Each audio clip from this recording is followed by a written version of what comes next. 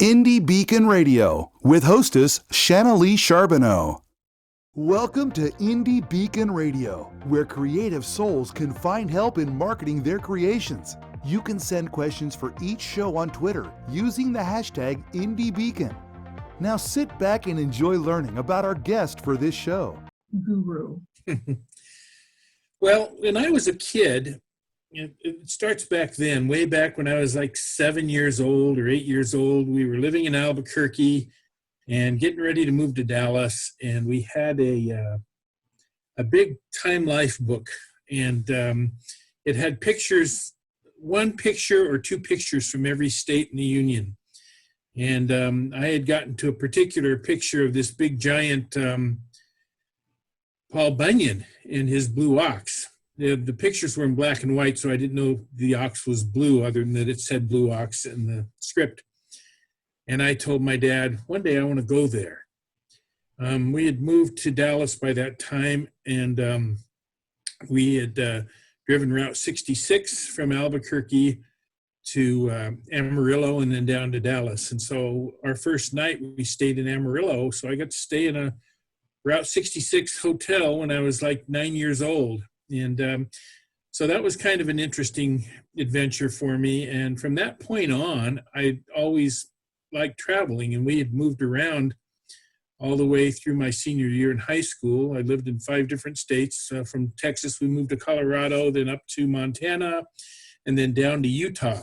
And we, in all of those times, you know, we went to mountains, we went to deserts, we were in all sorts of places. And so I got to travel a lot even then.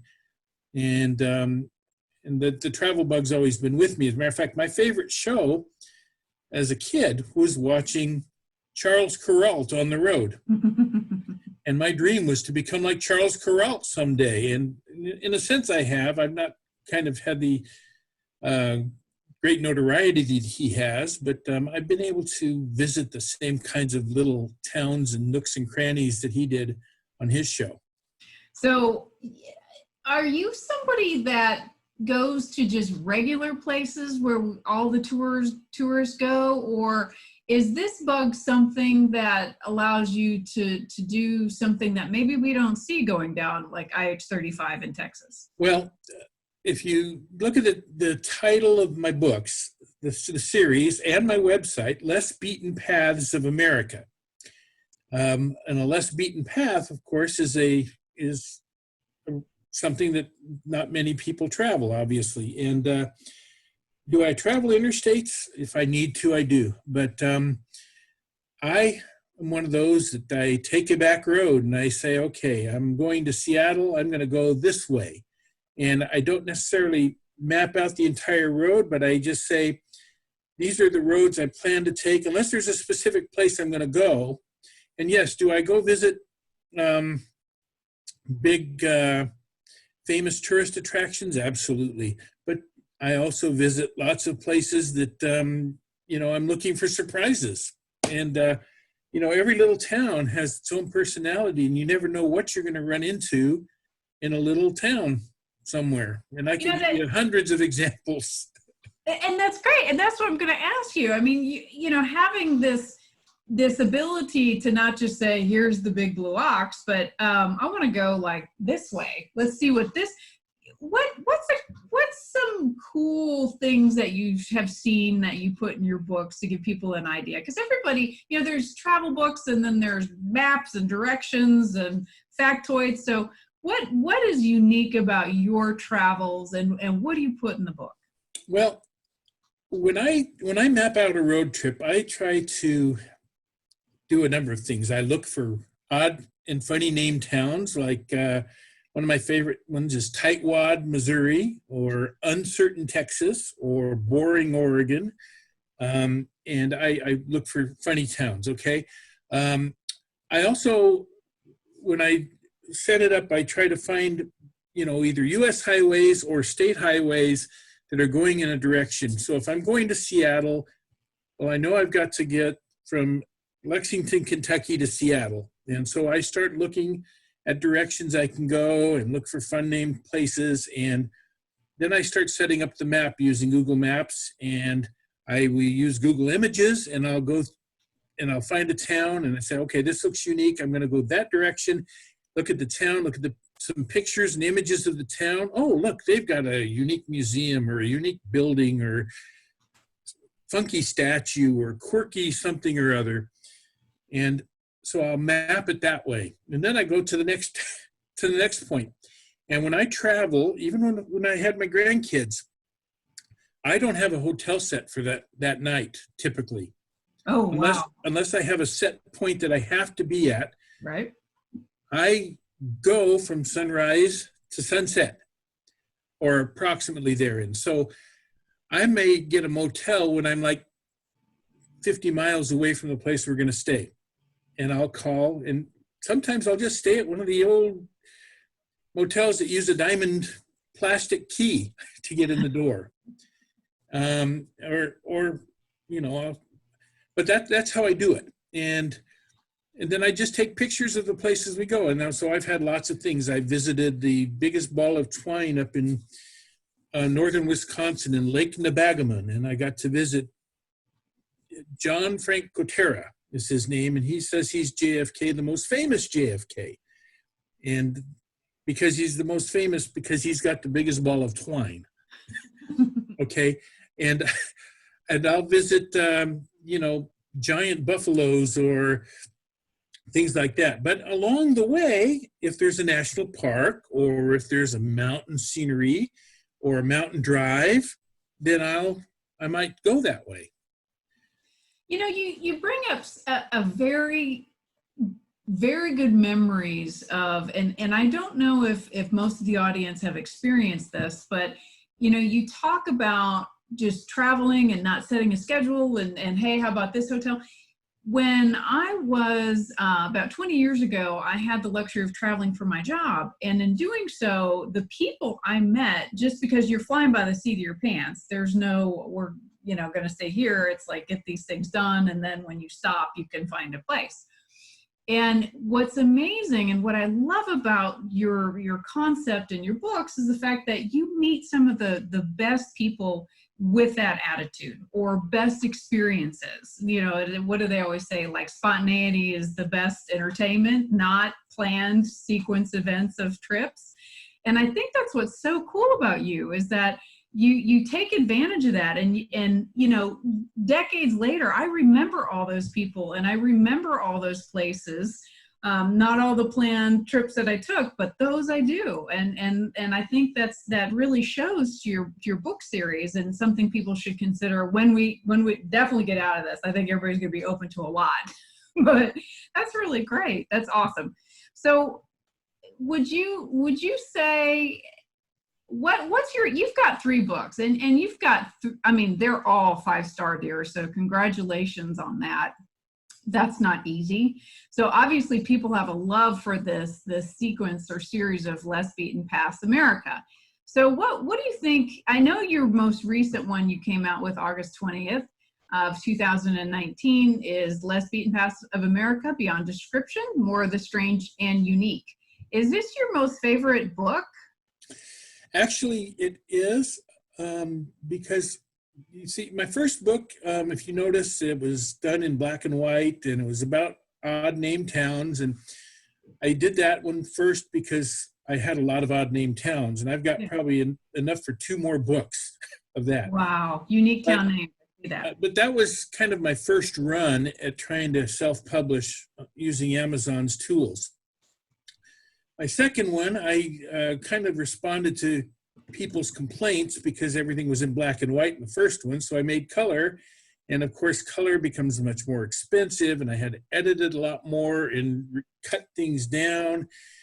But it was basically one shot at a time places. So go see the big buffalo, or go see the big pink cow with sunglasses, or it's quirky and weird, strange places, okay?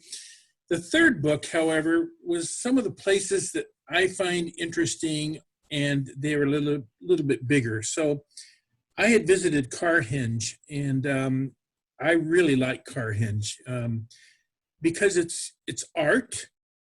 It's also unique because it plays on something else, And it's out in the middle of nowhere. It's out in Alliance, Nebraska, which is on the far western corner of Nebraska, south of South Dakota.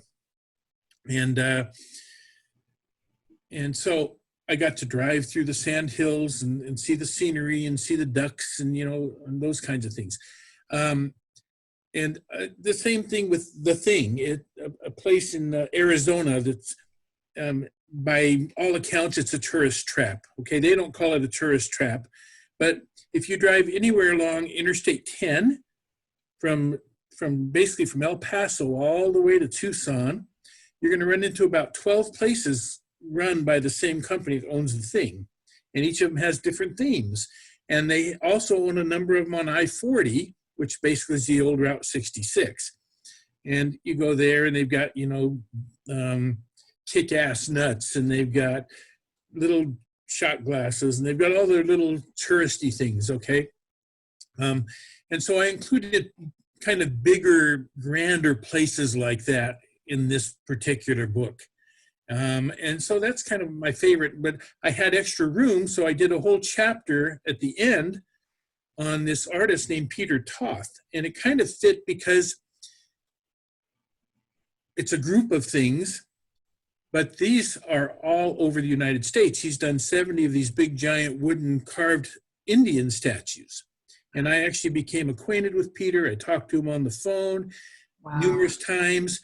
And I've not been to all 70. I've only been to 25 of his things. But see, when I take a route, I say, okay, I've not been to this one yet, so I'm going to route my route to go so I can get a picture of this one. Wow. I want to stop there because pictures is a big thing to you and should be a big thing to all of us. We're going to take a break and come back with the great David Kravitz, author of Less Beaten Paths of America, Beyond Description, More of the Strange and Unique. We will be right back. The 5th annual Authors Marketing Event is coming to Granbury, Texas, July 24th through the 27th. Join us and learn from the professionals how to properly market and sell yourself and your books. Go to ame.authorsmarketingguild.com for all the details. That's ame.authorsmarketingguild.com. I'm Rox Berkey. And I'm Charles Brakefield. We're award-winning co-authors Brakefield and Berkey of the Enigma book series. There are 10 books in the series, with book number 11 planned for release in January 2020. Each story has a central technology focus ranging from identity theft to cryptocurrency and now AI wars. These adult techno thrillers pit cyber good guys against cyber thugs across the darknet. In our world, technology is today's weapon of choice. You can enjoy ebook format, paper, or Audible. We want your feedback. Until the next story, thank you. Thanks. Well, hello there, my friends. My name is Randy James, independent voiceover producer in the Dallas, Texas area, available to write and record a 30-second commercial, much like the one you're hearing right now. It's a great way to help increase awareness and exposure to your book title. It's easy to do. Simply call me and we'll brainstorm on a few ideas, and in a few hours, I'll whip something up and send you a digital file ready to use. Remember, call or text me, Randy James, at 214-762-1942. Hello, I am the author and poet Denise Bryson. I am the author of The Things That Cross My Mind, Love's Reality, both in book and audio form. I am also noted as one of the best poets of 2011. I have 2 new projects coming up. One is the Blinky series, where Blinky tells us all about our coins and our bills for our children. I also have a book coming out called Say Ye. It's quotes from Denise Bryson, just inspirational and that will help you along the way. Welcome back to Indie Beacon Radio. Don't forget to like us, follow us, or subscribe to one of our many channels. Now, here is your host for today's show. So welcome back. We are talking to David Kravitz, the author of Less Beaten Paths of America, Beyond Description, More of the Unique, Strange and Unique. Welcome back, David. Thank you. So you talked about pictures, okay? And I really want people to hear this because you know, a lot of times we go places and either we feel like, I'm looking a little fat today, or, you know, I don't have the makeup on. It's girls. Well, okay, could be boys too, but, you know, or, you know, I want to take a picture of this beautiful forest. And in time, I think those pictures don't really mean much to us. So what have you done that makes your pictures so awesome? Okay, well, I'll caveat that first. I started learning photography when I was in high school, and I got into journalism class and, of course, learned to write, but I was one of the 2 newspaper and yearbook photographers for my high school up in Bozeman, Montana. And so I really started getting into photography then. Never really had a good camera until I was in my 50s.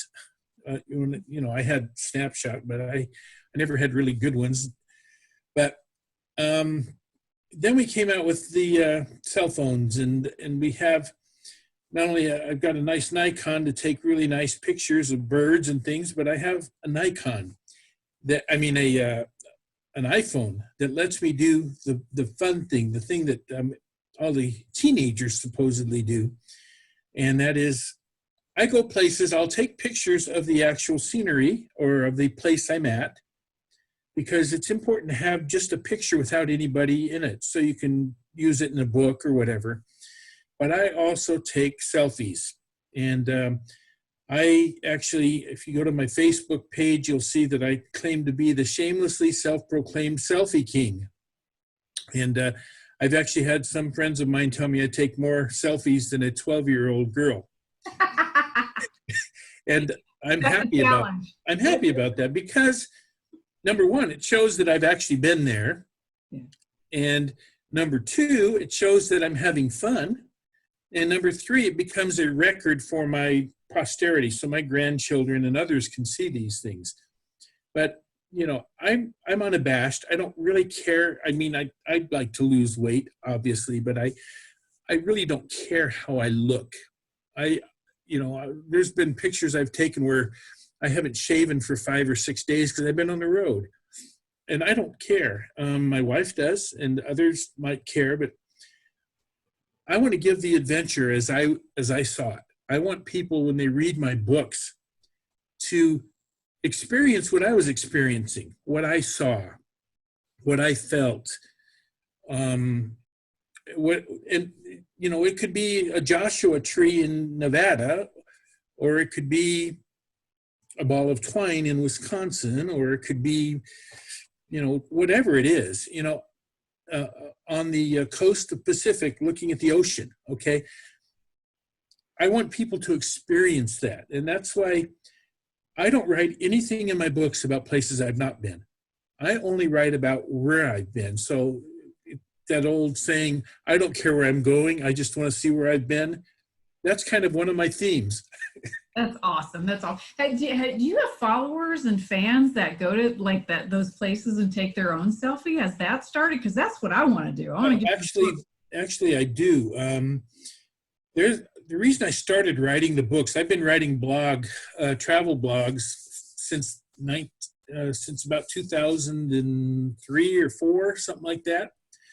And some people a lot of them are Airstreamers, or they go around in travel trailers and things. They say, I need something solid to put in my trailer so I can, when I'm on the road, I can look up something and say, I want to go see this place that Kravetz went to. And so that's what got me publishing the books in the first place, because I really hadn't planned on doing that. And so, yeah, there's a lot of people that follow me as a result of that. And a lot of them are the people, they don't click on the follow button. They just kind of lurk. They read my blogs and they do this. But I know that a lot happens because with this Kindle program, I can do a promotion and do free Kindle downloads of my books. And my second book has over 10,000 downloads. Wow. Most of them as free Kindle downloads that I've given, and a good majority of them are people that take road trips in trailers or in their cars, and they'll download the Kindle to their phone rather than purchase the paperback book, which is fine with me, because I'm not out in it to make the money. I'm in it to share the experience for people so that they can enjoy the ride. And now in this case, they can enjoy the read and enjoy the ride. That's awesome. So you have a nickname. Sumo Yes, I do. Flam. Well, how did you get such a nickname? Okay, Sumo Flam. It's interesting.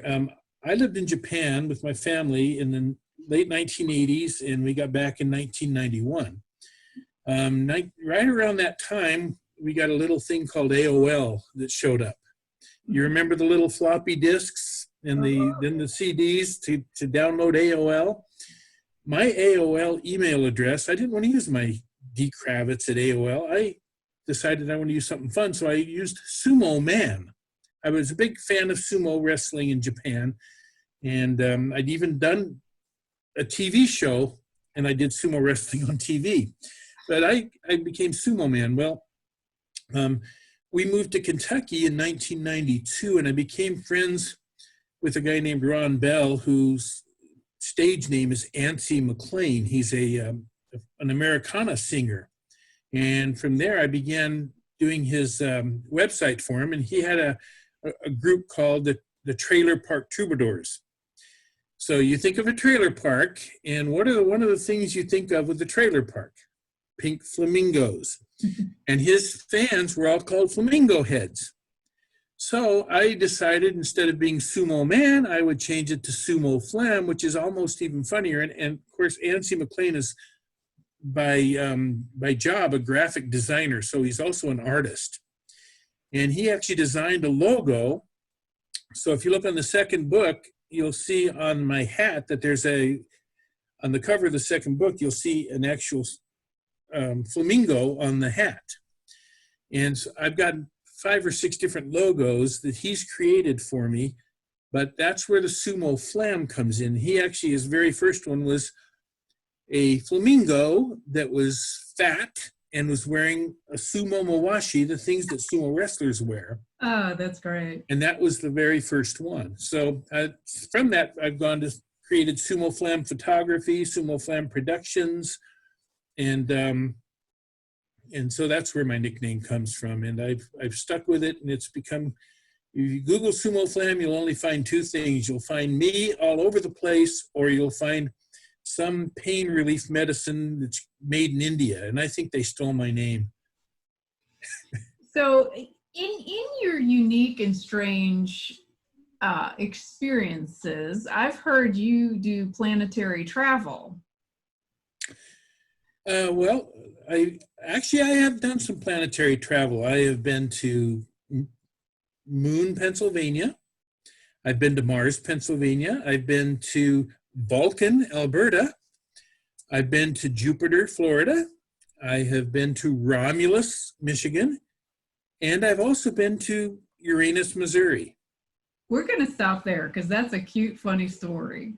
So we're going to return after this and back to Uranus. We are talking to David Kravitz, the author of the book, Less Beaten Paths of America Beyond Description, More of the Strange and Unique. Hi, I'm Jerry Reedy, author of the book, Heat in the Vegas Night. The book is a true inside story of a group of sophisticated blackjack players that take large sums of money from Las Vegas, led by one man, the boss, who trained a group of ex-college athletes from the Pacific Northwest to use a mirror to see the dealer's hole card in blackjack. The true story, stranger than fiction, is about casino espionage, teamwork, guts and determination, and courage. Find the book at Amazon, Barnes & Noble, and Target. Thank you for watching or listening to Indie Beacon Radio. Our sponsor, IndieLector.store, is the only bookstore that pays authors their fair share for book sales. Help authors to succeed and enjoy a great book by supporting them at IndieLector.store. Enjoy a 10% discount with coupon code SHOPPER20 at IndieLector.store. Coupon valid until December 31st, 2020. That's IndieLector.store, coupon code SHOPPER20. What started as a love letter to her son has become an international love letter for all parents to their children. Now you can read acclaimed author Shanalee Sharboneau's story to your children. When her son was very sick, she calmed him by singing her own song to him. She turned that song into the book, My Mama Loves Me, I'm Her Little Boy. She wrote 3 more magical books for all parents and kids 6 and under. Available at Indie Lector, Amazon, and all local and national outlets. Authors Marketing Guild is a membership-owned organization designed to help authors succeed and learn how to better market and sell themselves and their books. Join us at authorsmarketingguild.com and receive so many benefits you'll wonder why you didn't join sooner. That's authorsmarketingguild.com. Welcome back to Indie Beacon Radio. Don't forget to like us, follow us, or subscribe to one of our many channels. Now, here is your host for today's show. Well, welcome back. My name is Shanalee Sharboneau, the host of this evening's Indie Beacon Radio, but that's not the most important or the funny thing.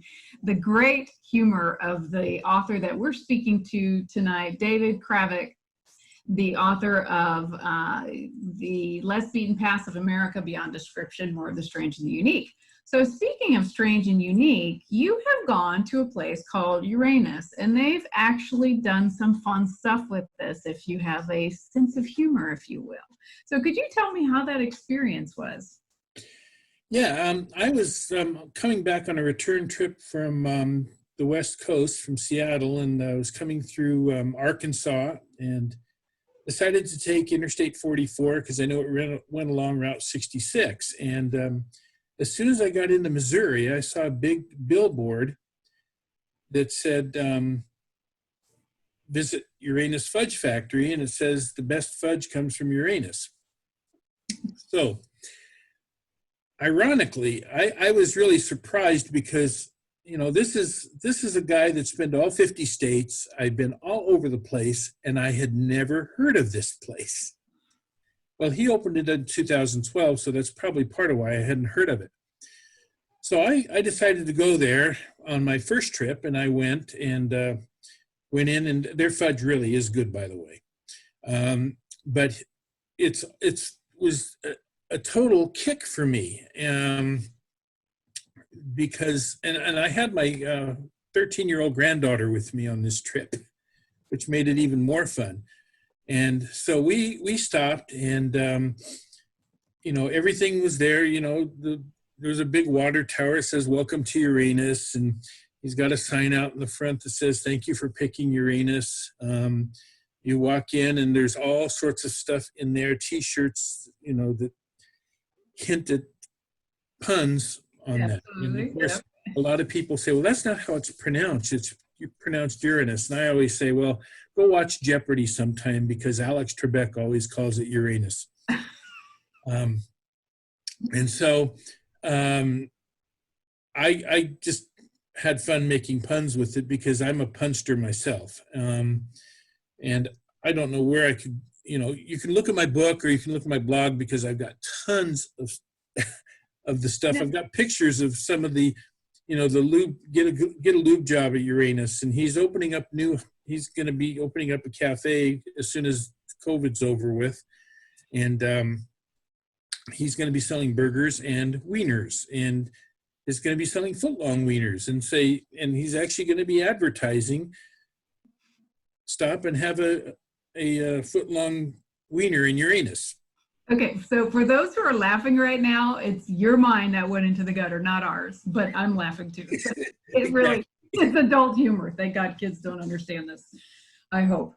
But no, I think that's funny. And you know, it's done in good humor, which sometimes we need just for a little relief factor, but that's hilarious. Yeah, good. I would say boy humor, because having a son, they laugh about those words all day long. But on the other hand, was it your granddaughter that really enjoyed that trip? Well, she got a kick out of it. My 13-year-old granddaughter did. But, you know, that's not the only place that's funny like that. You know, I was on a business trip in Missouri, and a guy told me, you need to go to Tightwad, Missouri. Well, I went to Tightwad, Missouri, a town of maybe about 200 or less. And I got there, And lo and behold, on the main corner, there's no stoplight there, okay, but there's like a main corner, there was a tightwad bank, okay? And, you know, you think about a bank called tightwad, it doesn't make sense. I did some research on it, and Tightwad Bank at that time had nearly $25 million in deposits from outside of Missouri. People would actually get accounts online so they could get checking accounts. They could write checks from Tightwad Bank. Okay, and I've got lots of stories like that where, you know, I didn't expect to see Tightwad Bank in Tightwad, Missouri. But that's part of the fun about taking trips like this. You know, you go to Duncan, Texas. Have you been to Duncan, Texas? No, I have not. No. Duncan, Texas, they have Dunkin' Donuts. D-U-N-C-A-N, Dunkin' Donuts. Okay. That's awesome. I really think people, you know, it probably, I don't know if it'd be a book for my sister-in-law who's everything planned out like by the minute, which I appreciate, because when I go on vacation, it's like, where's the beach and when are we going again? But, you know, where can people get your books? Because I think even if you're on a mission, I still think it's great to see these things and to laugh about it or to see the irony of it and to teach children to, you know, or adults even to just get off that beaten path and go see what you're going to find. So where do you get your books? My books are all available on Amazon.com. And however, they can also go to The Thing in Arizona. They sell them there. They sell my books. Yes, my books are available in Uranus. My books are also available in Carhenge.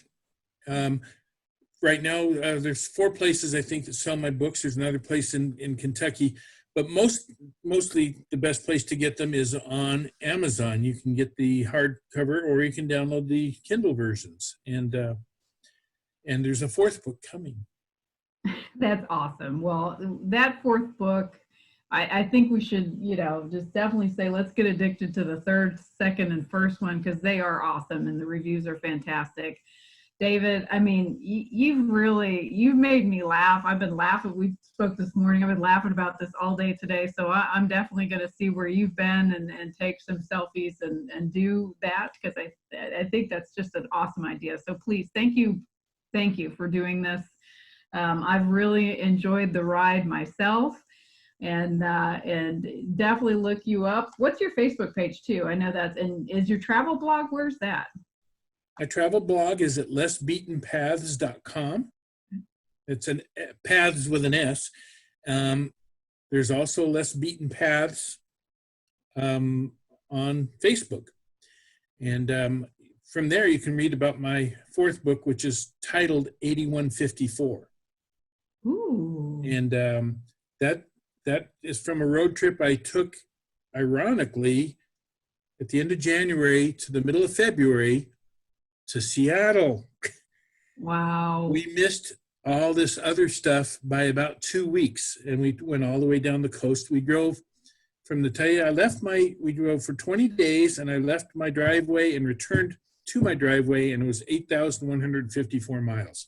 Well, David, I want to do that interview when that book comes up. So please keep me in mind. I will. Thank you so much for talking to us. It's been great speaking to David Kravitz, the author of Less Beaten Paths of America, Beyond Description, More of the Strange and Unique. Y'all stay safe. Good night. Enjoy the ride. Thank you for listening to Indie Beacon Radio, where creative souls can find help in marketing their creations. To learn more about Indie Beacon services, to be a guest on the show, or to advertise on our show, please visit our website. Indie Beacon Radio with hostess Shanalee Sharboneau. Indie Beacon Radio is produced by B. Allen Bourgeois for Authors Marketing Guild LLC, copyright 2020. Voiceover by Randy James, Lydia Bello, and B. Allen Bourgeois. To be a sponsor of the show or for more information, please email us at info@authorsmarketingguild.com. To be interviewed for the show, please complete the form at radio.authorsmarketingguild.com. Music Always Rejoice by Ram Core.